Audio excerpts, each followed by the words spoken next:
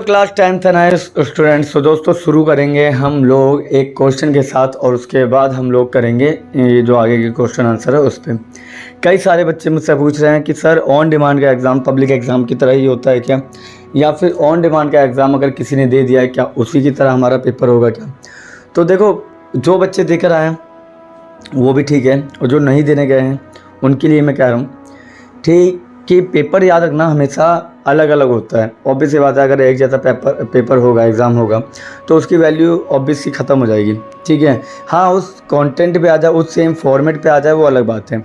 ठीक है, और मैं पहले भी कह चुका हूँ और अब भी कह रहा हूँ कि किसी की किस्मत में हो सकता है वो क्वेश्चन ना आए हो जो उसने नहीं पढ़े। ठीक है, और हो सकता है तुम्हारे किस्मत में आ जाए। ठीक है, क्योंकि जहाँ तक हमें पता है कि ऑन डिमांड एग्ज़ाम में 100% सिलेबस आता है, तो 100% सिलेबस में से वो कुछ भी दे सकते हैं, बट ये तय करेगा आपका एग्ज़ाम का फॉर्मेट कि किस तरीके से वो टफ़ बना रहे हैं या इजी बना रहे हैं या फिर मॉडरेट बना रहे हैं।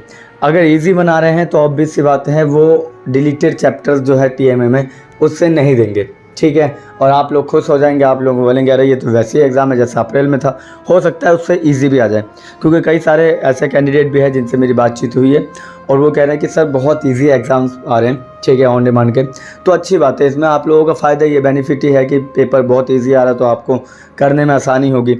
ठीक है, और वहीं पे दूसरा उन बच्चों के लिए भी कह रहा हूँ कि जो लोग अभी वेट कर रहे हैं अपनी बारी का, जिनका ऑन डिमांड का एग्ज़ाम अभी रास्ते में, तो अगर आप लोगों की किस्मत में टफ़ लेवल का एग्ज़ाम आ गया तो आप लोग उसकी तैयारी तो पहले से ही करके जाएंगे ना, तो आप टफ़ लेवल को पहले से ही तय करके जाएं। ठीक है, ताकि आप लोगों को आगे उस एग्ज़ाम में बैठते समय किसी भी तरह की कोई भी परेशानी तकलीफ़ ना हो। ठीक है, क्योंकि अगर एक बच्चे का एग्ज़ाम देख कर आप जा रहे हो, ठीक है, अपना एग्ज़ाम देने के लिए, हो सकता है उसका ईजी पेपर आया हो और आपका टफ़ आ जाए। हो सकता है उसके में डिलीटेड चैप्टर्स ना आए हो, आपके में आ जाए। हो सकता है ऑन डिमांड वालों ने उसके में ईजी क्वेश्चन पेपर बना दिया, आपके में टफ़ बना दे। ठीक है, तो कुछ भी हो सकता है। तो आप एक क्वेश्चन पेपर के बेस पे पूरा अपने आप को तय मत करें, या फिर आने वाले एग्ज़ाम्स को तय मत करें एक क्वेश्चन पेपर के बेस पे। ठीक है, जिन्होंने दे दिया उसके लिए बहुत ज़्यादा मतलब बधाई हो कि आप लोग पास हो सकते हैं, जिस तरीके से आप लोग अपने आप को बता रहे हैं। ठीक है, बाकी जिन्होंने नहीं दिया वो आप भी वीडियो देखिए और वीडियो में जितना हो सके उतना लीन हो जाइए, रिपीट कीजिए, क्योंकि क्वेश्चन इतना तो है कि आप भी जानते हैं और आपके दोस्त भी जानते हैं जो एग्ज़ाम देकर आए हैं, जो एग्ज़ाम देने जा रहे हैं, कि भैया की वीडियो से एक भी क्वेश्चन बाहर नहीं हो सकता, ये आप लोग जानते हैं। ठीक है, एक भी क्वेश्चन मेरी वीडियो से बाहर नहीं हो सकता। आप सारी वीडियो उठा के देख लीजिएगा, कोई भी क्वेश्चन वीडियो से बाहर नहीं है। ठीक है, नहीं मानते तो आप एक बार ऑन डिमांड एग्ज़ाम जिन्होंने दिया है एसएसटी का, उनसे भी पूछ सकते हैं। ठीक है, चलिए तो स्टार्ट करते हैं। कल का जो सीरीज़ था उसको अधूरा हमने छोड़ा था, अब उसी को आगे पूरा करते हैं। ठीक है, तो कल हमने बात की थी कि राष्ट्रपति की शक्तियाँ, प्रधानमंत्री की शक्तियाँ, प्रधानमंत्री और राष्ट्रपति कैसे काम करते हैं, राष्ट्रपति और प्रधानमंत्री किस तरीके से देश को संचालित करते हैं, और उसके बाद मैंने आपको प्रधानमंत्री और मंत्रिपरिषद की भूमिका बताई थी।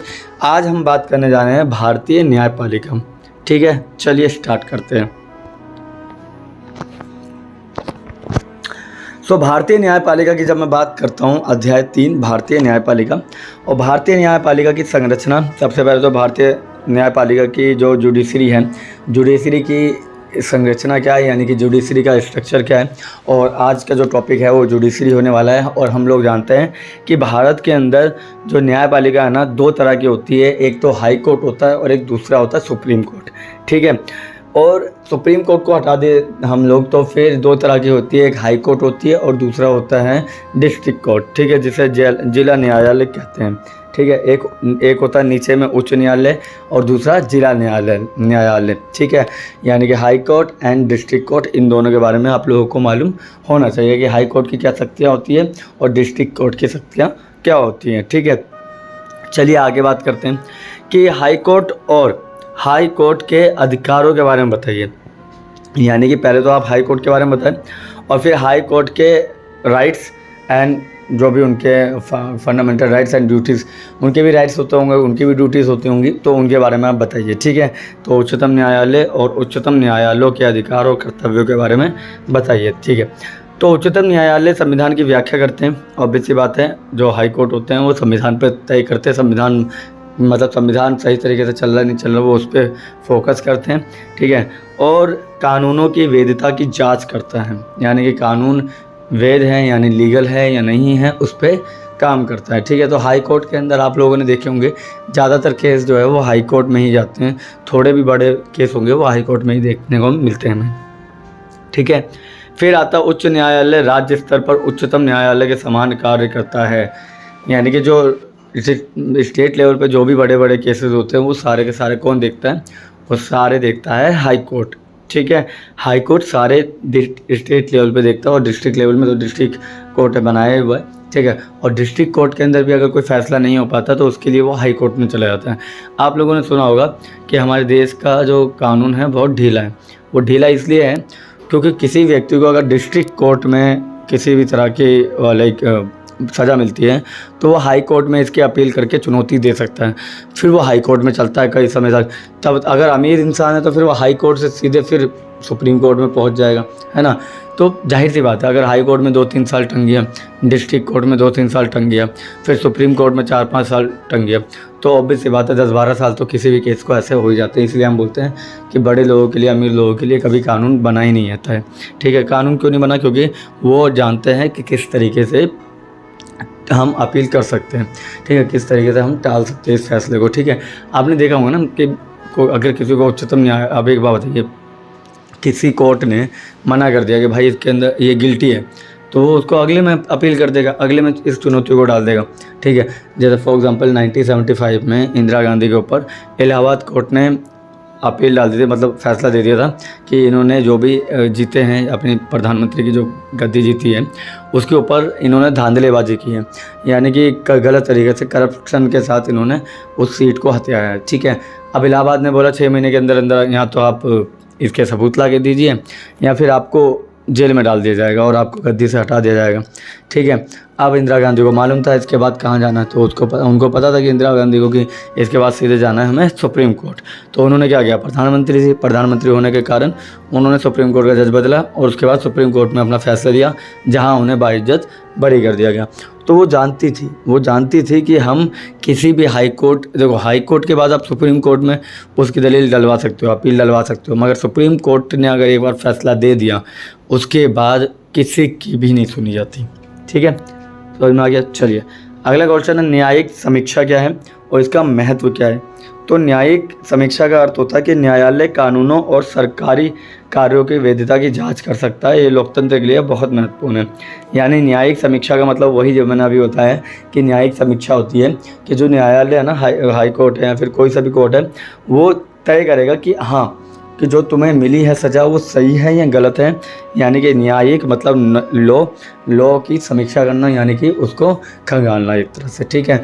तो न्यायिक समीक्षा का मतलब होता है कानूनों और सरकारी कार्यों की वैधता की जांच करना कि ये कानून सही है या गलत है, ठीक है। और ये लोकतंत्र के लिए बहुत महत्वपूर्ण है, ठीक है। और लोकतंत्र के लिए महत्वपूर्ण इसलिए भी है क्योंकि लोकतंत्र जो होता है वो लोगों से चलता है, और अगर लोगों के लिए ही डिसीजन सही नहीं बनेंगे तो ऑब्वियस सी बात है कहीं ना कहीं इशू और प्रॉब्लम देखने को समाज में मिलेंगे हमें, ठीक है। चलिए सो अगला पॉइंट है, न्यायिक सक्रियता की आलोचना और समर्थन के तर्क बताएं। तो न्यायिक सक्रियता का मतलब होता है कि लॉ एक्टिवनेस की बात कर रहा है। न्यायिक सक्रियता का अर्थ है कि न्यायालय स्वयं सक्रिय होकर सामाजिक समस्याओं का समाधान करता है। इसके समर्थक तर्क ये है कि लोकतंत्र को मजबूत, ठीक है। तो कभी कभी क्या करता है, आपने देखा होगा सुप्रीम कोर्ट जो है LGBTQ के लिए कोई वो लिया है, कानून लिया है, ठीक है। या फिर आपने देखा होगा सुप्रीम कोर्ट आए दिन कोई ना कोई नए फैसले आपने देखने को मिलते हैं आपको लोगों को। वो इसलिए करते हैं क्योंकि लोकतंत्र इससे स्ट्रॉन्ग रहेगा। यानी प्रत्येक व्यक्ति को पता है कि भारत इतना बड़ा लोकतांत्रिक देश है, तो इसमें लोकतंत्र को मजबूत बनाते रहना पड़ेगा। और इसके लिए सुप्रीम कोर्ट का काम होता है कि ये सारे फैसले ले, ठीक है। और सुप्रीम कोर्ट समय समय पर ऐसे फैसले ले लेता है जो समाज हित में काम करते हैं, ठीक है। और इसीलिए सुप्रीम कोर्ट के फैसलों पर कोई भी डाउट नहीं करता, ठीक है। आप देखते हैं कि 250 सालों से राम मंदिर का फैसला नहीं आ पा रहा था, मगर सुप्रीम कोर्ट ने 2019 में फैसला लाया और पूरे देश को मानना पड़ा सुप्रीम कोर्ट का फैसला, ठीक है। और फिर वहाँ पे राम मंदिर बना।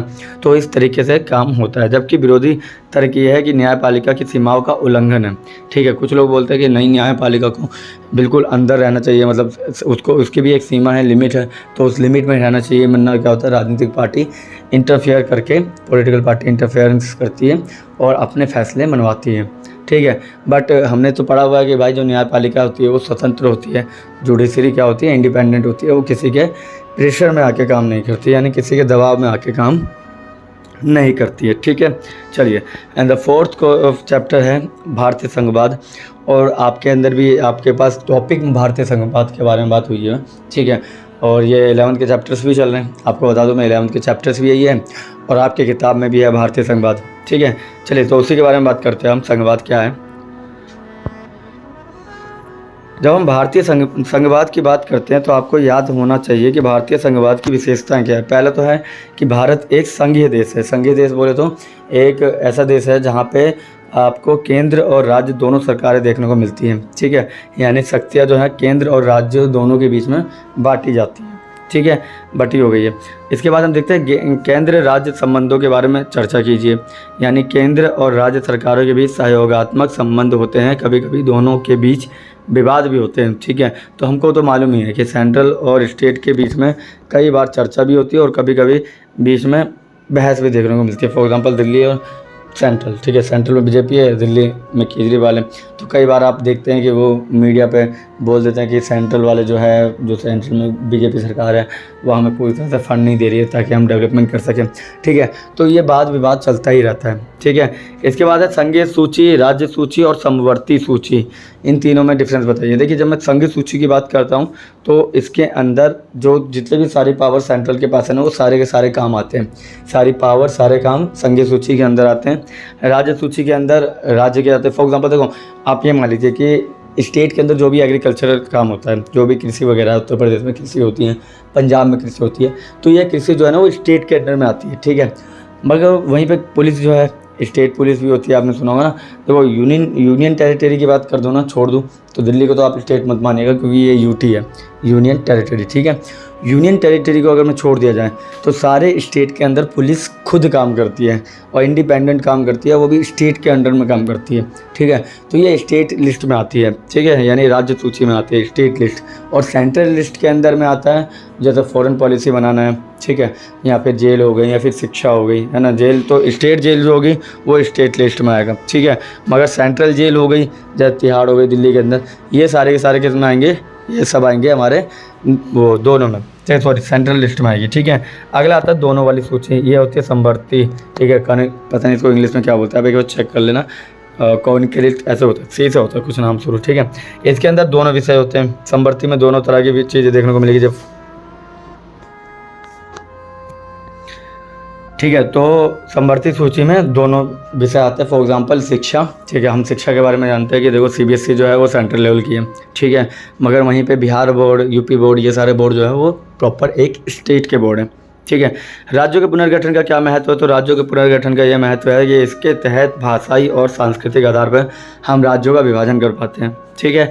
यानी कि राज्यों को अलग कर पाते हैं। फॉर एग्जाम्पल पहले क्या होता था, गुजरात और महाराष्ट्र दोनों एक साथ थे, तो गुजराती लोग मराठियों का जो हक था वो छीन लिया करते थे, ठीक है। क्योंकि मराठी दबदबे होते थे और जो दबे हुए होते थे, और जो अपने गुजराती है वो लोग, भाई वो लोग तो स्टार्टिंग से ही बनिया बुद्धि रहे हैं, ठीक है।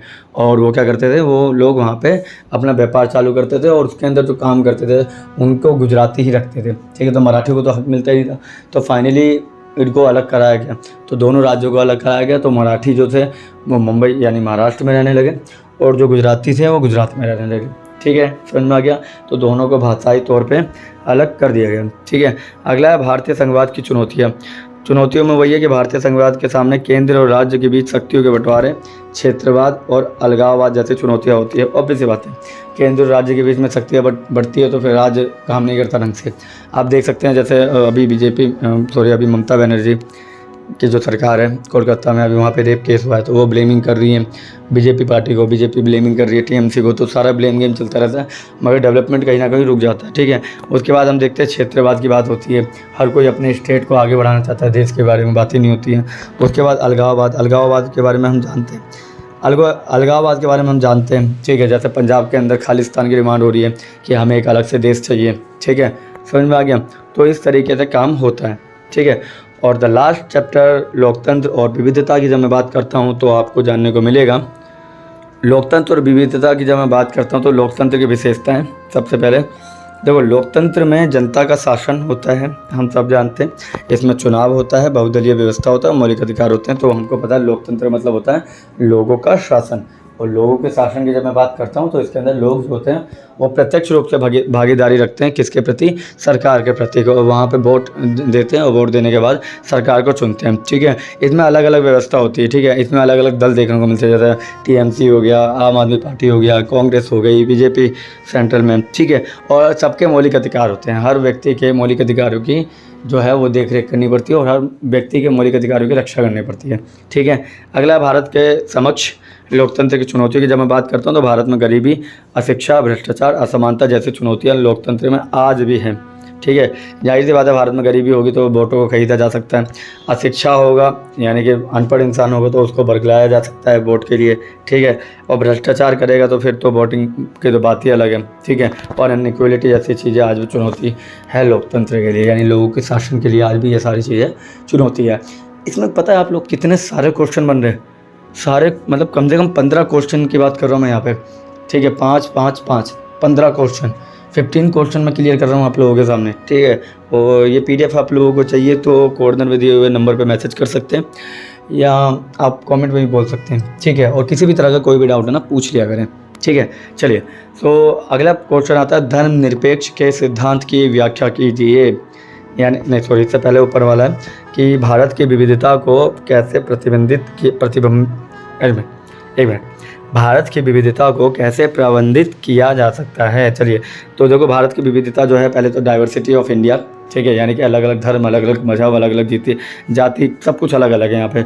तो उसको एक साथ कैसे किया जा सकता है, तो पहले तो है सहिष्णुता। सहिष्णुता मतलब होता है कि एक दूसरे को झेल के, ठीक है, झेलना इन द सेंस कि ठीक है यार, जाहिर सी बात है, देखो हर कोई तो खुश रह नहीं सकता, तो मगर फिर भी आपको सामने वाले की थोड़ी सी गलतियाँ छोड़नी पड़ेगी और हमें थोड़ी गलतियाँ भुलानी पड़ेगी अपनी, है ना, तभी हम उन्हें कर सकते हैं। दूसरा, संवाद करके, एक दूसरे से बात करके।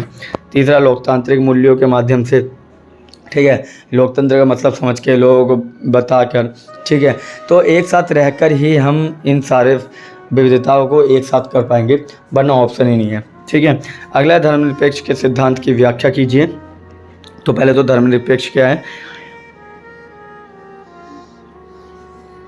देखो धर्मनिरपेक्ष का अर्थ ये होता है कि राज्य किसी एक धर्म को संरक्षित नहीं देता बल्कि सभी धर्मों का समान अधिकार देता है। ठीक है, ये हम लोगों को पता है। धर्मनिरपेक्ष मतलब धर्म नहीं मानना कोई सा भी एक। ठीक है, पक्ष मतलब पेक्ष। ठीक है, तो कोई सी भी एक धर्म के पक्ष की बात नहीं करेंगे हम। ठीक है, बाकी सभी धर्मों को मानना है, और यही धर्मनिरपेक्षता कहता है कि भारत का संविधान से लेकर भारत के लोगों तक एक धर्म को स्पेशल नहीं मानना है, सभी धर्मों को बराबर का हक देना है और उनको अधिकार भी देना है। ठीक है, क्योंकि वो तो लोगों की चॉइस है कि उन्होंने कौन सा धर्म मान रखा है, मगर लोगों के अधिकारों का हित रखना सरकार के हाथ में होता है, संविधान के हाथ में होता है। तो धर्मनिरपेक्ष का सिद्धांत यही कहता है। ठीक है, एंड द लास्ट इज, भारतीय संविधान में समाजवाद का क्या अर्थ है। ऑब्वियस सी बात है, भारतीय संविधान में समाजवाद का अर्थ है सामाजिक न्याय और समानता।